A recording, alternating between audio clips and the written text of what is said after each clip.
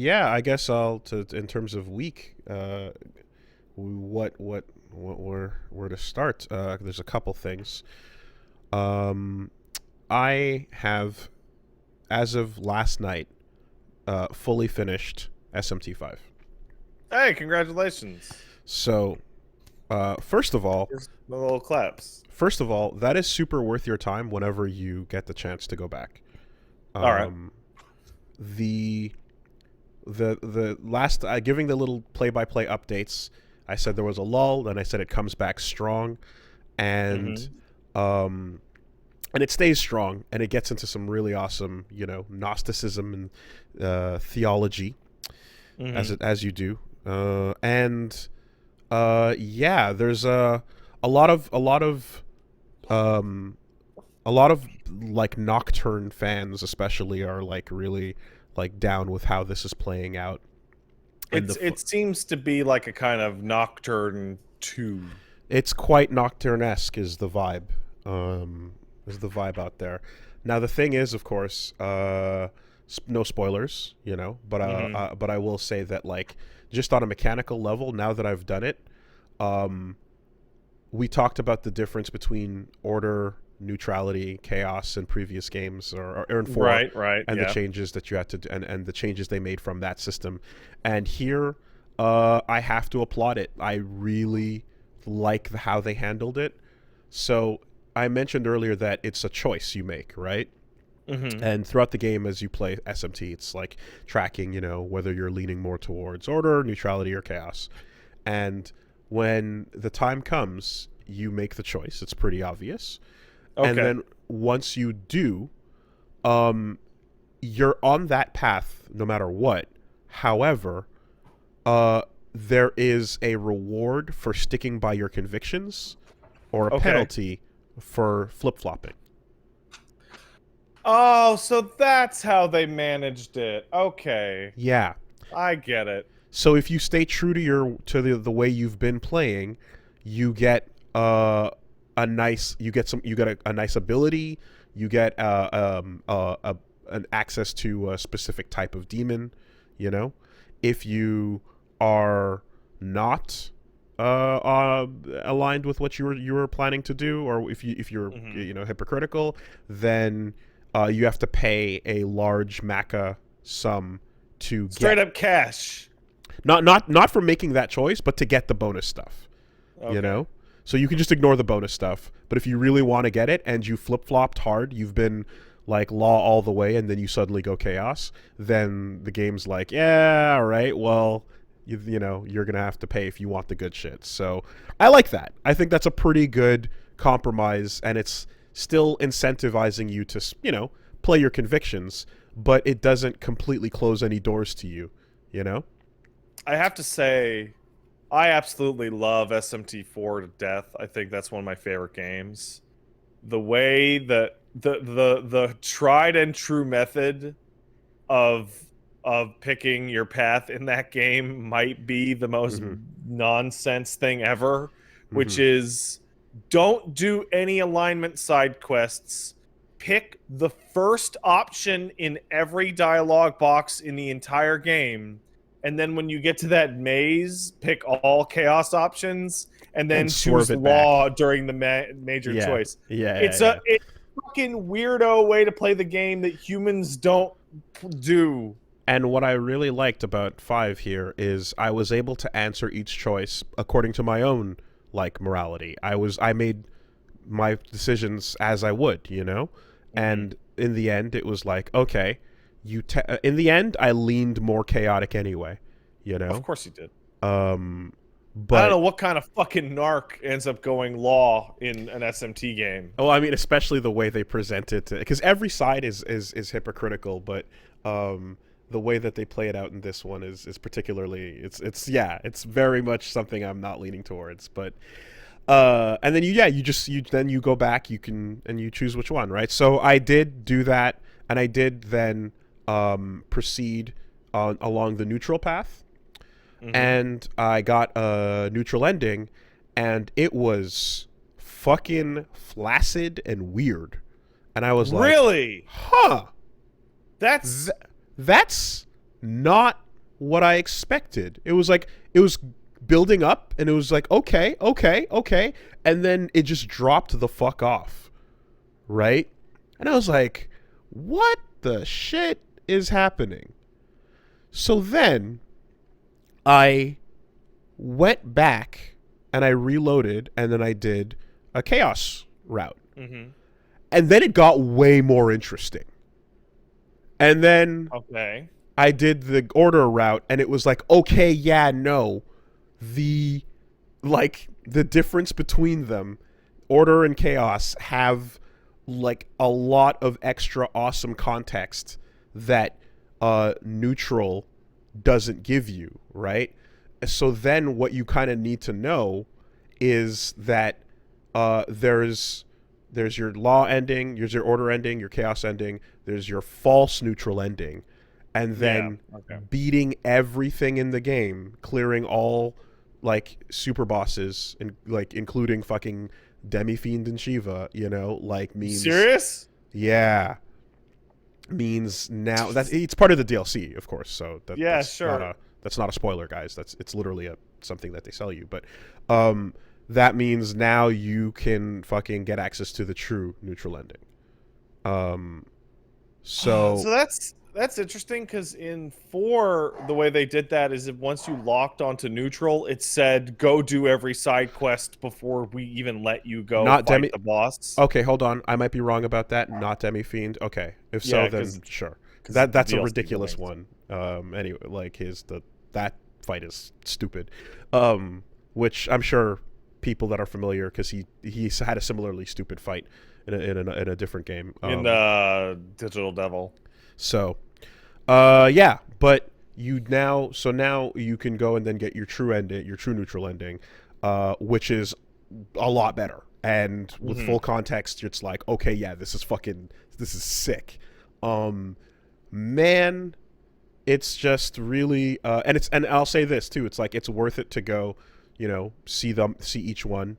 And the point at which you have to like branch your save file out to then keep playing, it's about 2 hours, you know, from the branch. Not bad. So it's not bad at all. So I was able to go do them, you know, and then yeah, after seeing the final ending, god damn, dude, like nobody fucks around with religion more than these games, dude. Nobody just plays with theology and just whimsically tosses it back and forth and like swirls it around, spits it back out.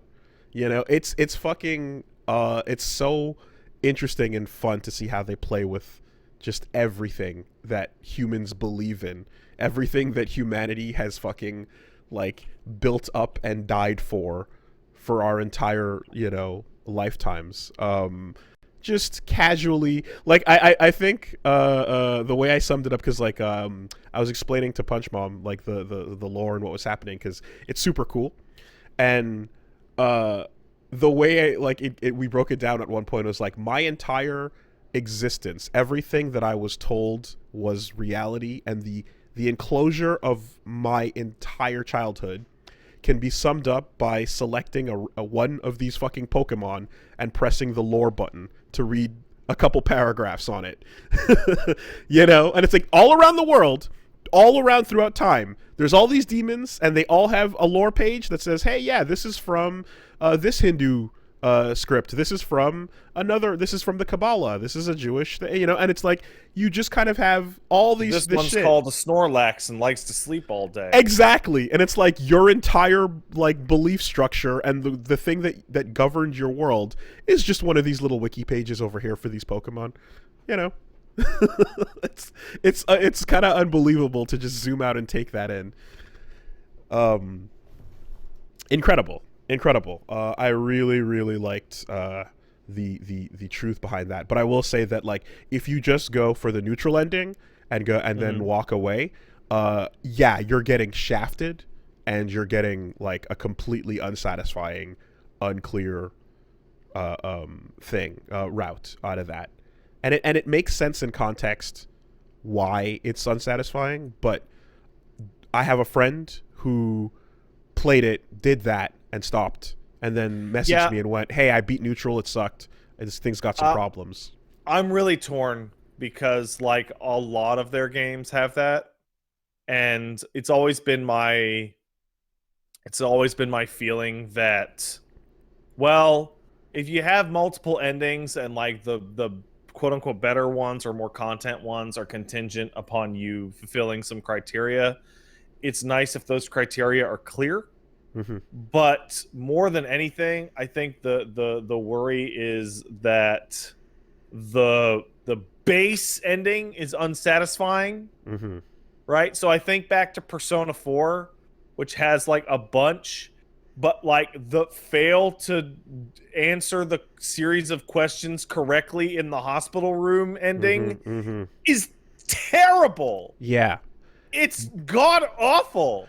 But I mean, when that happened to Punch Mom, I got to watch that experience where she was like, "That feels bad. What just happened? I think I beat it. I don't." And I was like, "Yeah, that feeling of this is off is like weird and should make you question what just happened." You know? And at that point, I don't know if the game makes it obvious that like, I think you get a message somewhere along the lines that's like, "Oh, you didn't really, something's nagging at you," or so. I think there's something in there to imply that you fucked up. Mm-hmm. You know, but like, and then it commits to that, like, "Yep, you fucked up. Time to go home." I'm also like P4 is probably my like I love it to bits, but it probably has like the worst of all of these. In that to get the really good one, you have to like specifically ignore multiple prompts that tell you to leave. Like when you go to Junes, right, and it goes, right, "You right, don't right, need right. to Yeah, go yeah, here. yeah, yeah, Why would yeah. you go here?" I'm like, Yeah, that's yeah, yeah. ridiculous. Yeah, pushing you away. In this case, for a while, I thought the true neutral was going to be New Game Plus only because of like how strong you had to be. But that's not outside the realm of possibility. But yeah, and I don't like that. I'm not a fan of that. Of being like, no, you just cannot do it until you do the whole thing a second time, unless it's done deliberately, like 999 or near, or so. But in this case, it seems like you don't have to, but it's just pretty fucking hard. But you got to do everything, Anyway, Yeah, Nier had the other problem, which was like, how many endings I gotta do? Did I beat the game? And the response that always came back from everyone was like, just keep playing, you'll know when you beat it. And then they would beat it like twice, 3, 4, 5, 6 more times, depending on what the game told them was an ending. Mm-hmm. And they'd ask again, and you'd be like, if you're asking, just keep playing. And that's cool, but it's also like for people that aren't as savvy as us with the way these types of games work, it could be like legitimately confusing. It can be.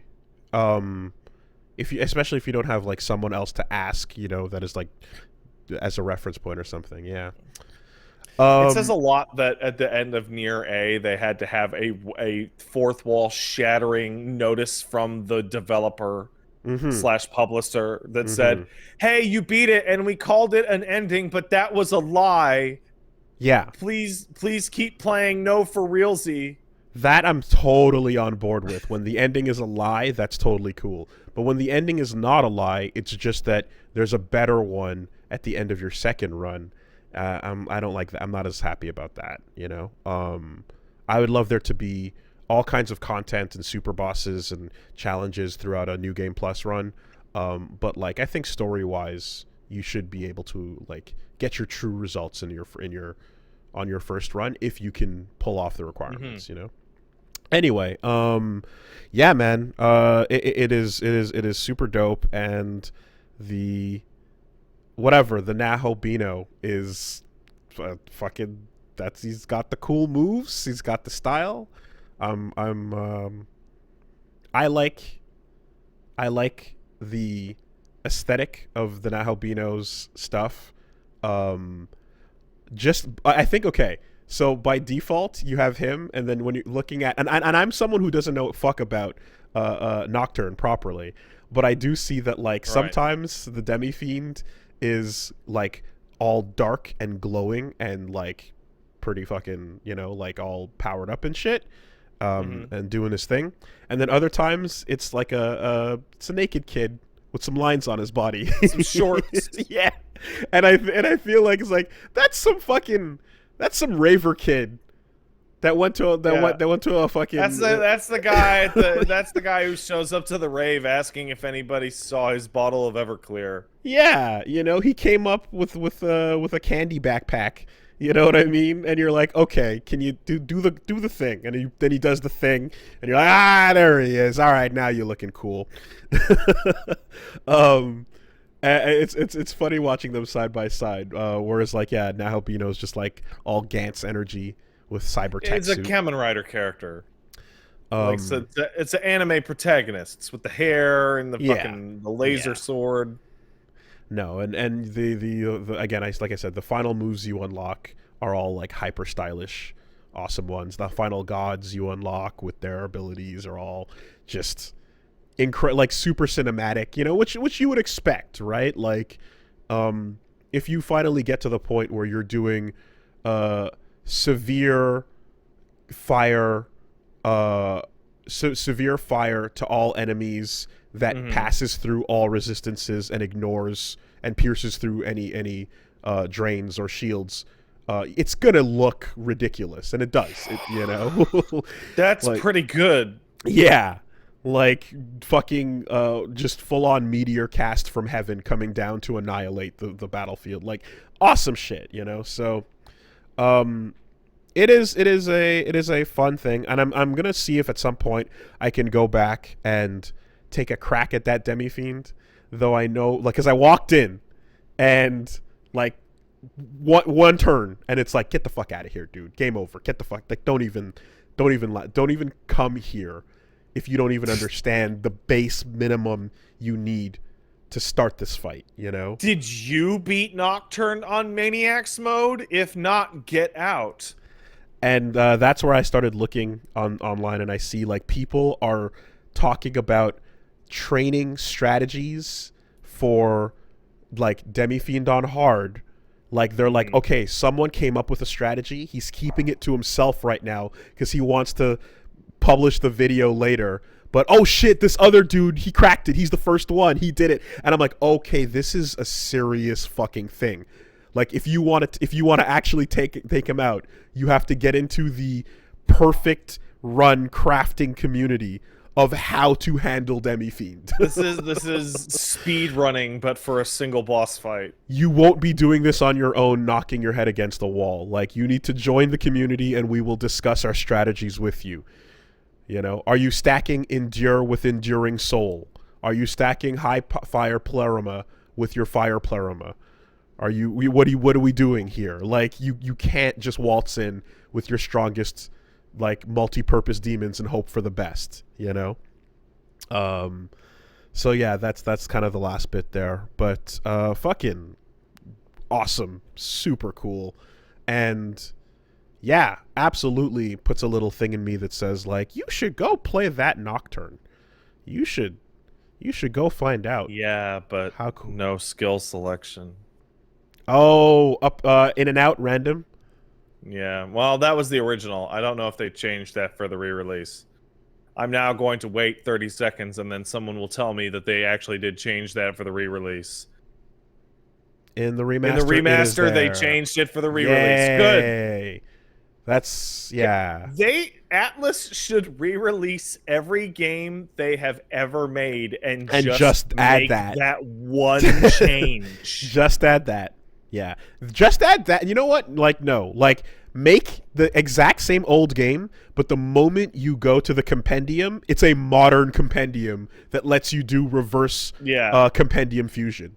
You know? Hell yeah.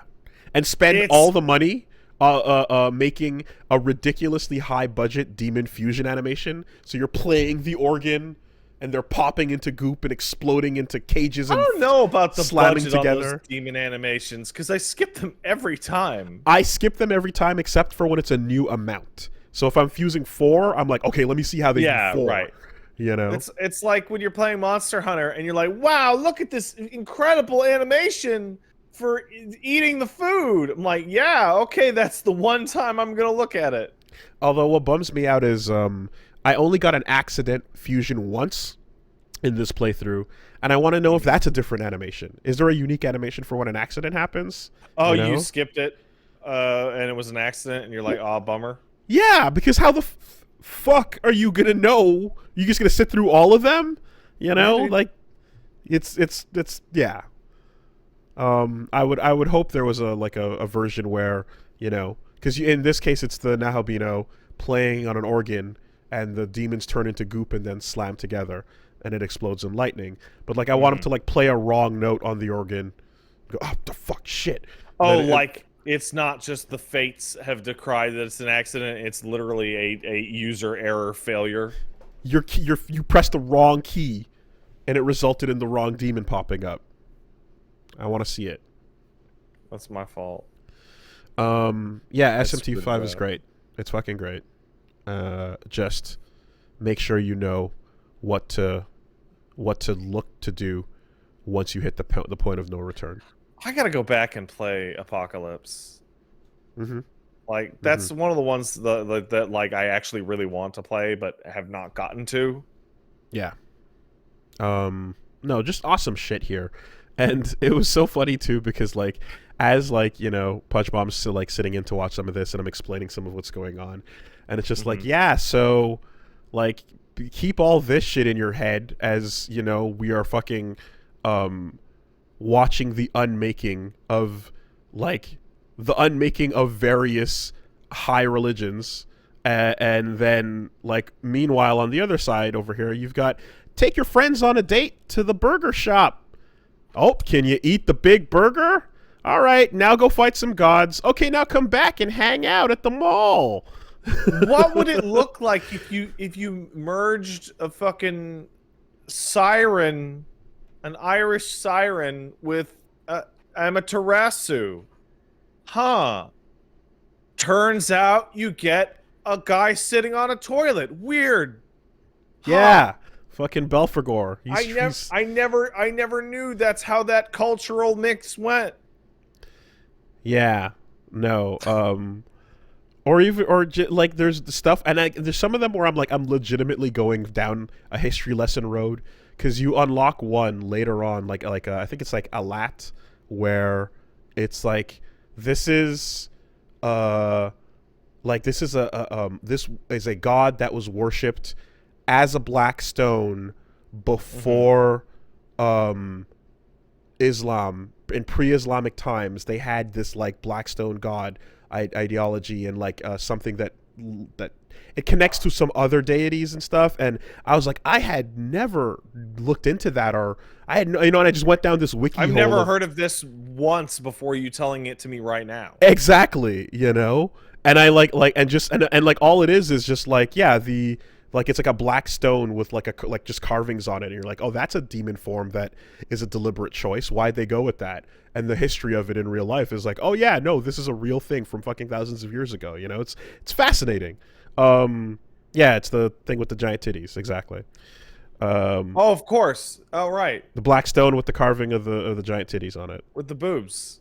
Got it. And you know, Mara shows up, and I'm like, Mara, get the fuck in and never leave. You're in this crew. You're rolling with me to the end. And every time he levels up or, you know, gets any dialogue, it's always just puns nonstop. Hard, giant donger puns. And they even have a mechanic, which I don't know if this has showed up in any other games previously, but when you talk to demons and you have a specific demon on your party that is like related to the one you're talking to, they jump in and have a conversation. Okay, so it's usually been the case that if you have the same demon, you'll just get free shit, right? Yeah. But I think that might be new. I don't remember ever encountering that. So in this case, like anyone that you have on your team that is either related in aesthetic or related in like lore, they'll jump forward and like have a conversation. Okay, Nocturne had that too. Yeah, so those are fun, you know. Little conversations between, the various like two Buddhist deities talking to each other about whatever, or two elephant heads talking to each other, all that fun stuff, and yeah, no, in the end, like I think it's legitimately educational playing through these games sometimes. As long as you also do your side research, depending on, it's like, I don't think, would you say Alat was actually a big titty monster in its contemporary No, fucking no. depictions? Melchizedek is probably not a fucking super robot Gundam. Yeah, that's probably not. Like, Yeah. probably not. But, what were the reasons? What were you thinking? Why would you, like, lean into this direction and have fun with it in that way, Yeah, man. Melchizedek always, like, it's funny because, like, there's hundreds and hundreds and hundreds of demons, but there's always a couple that just stand out super hard because their design is, like, completely nonsense compared to what you would think. Mara, Belphegor, and Melchizedek always just leap out of my brain. Well, there's stuff too where it's just like, look, like the Metatron, it is one of the highest angels according to going with like the Hebrew specifically the like from the Jewish angels, Voice of God, and that name implies like all the power with it, but it has the word Tron in it, so you're getting a kind of robot-y looking angel motherfucker. I'm pretty sure that's why Metatron was chosen to be the fucking mineral of choice for orbital frames. I believe it. I believe that that is probably literally the entire thought process. Yeah. So that's like, it's like of all the various angel names of the Gabriels and the Uriels and such, you've got this dude over here that sounds like he came off the production line, ready to fucking shoot robot punch, fucking rocket punches. Anyway, yeah. SMT5, big recommends, and also pathways to go backwards and find out what's happening in the Nocturne. I will be looking into that. One of the weirdest things about Nocturne by far was playing like Persona 3 and then playing Nocturne and meeting Nyx as just some chick chilling at the bar with Loki. I'm like, wow. Huh. The scale of what goes on in these two franchises is pretty different. Yeah, that's pretty huge. That's pretty huge. Then again, I mean, shit, like, look at, if you just go to a wiki page for, like, some of the characters, like, go look at, like, fucking a wiki page for, like, Thor or Lucifer, and, like, seeing all the various depictions and designs throughout the different games, it's like, yeah, man, you might get chilling in a bar, or you might get descending from higher planes of existence. Take your pick. Or, my personal favorite depiction of Thor as the UN ambassador / politician. Yeah. Thorman. Yeah. So just like, what if we nuked everything? Oh, thanks, Thor. Real good one. Thank you. It's good. Good plan. Yeah. So that's SMT5.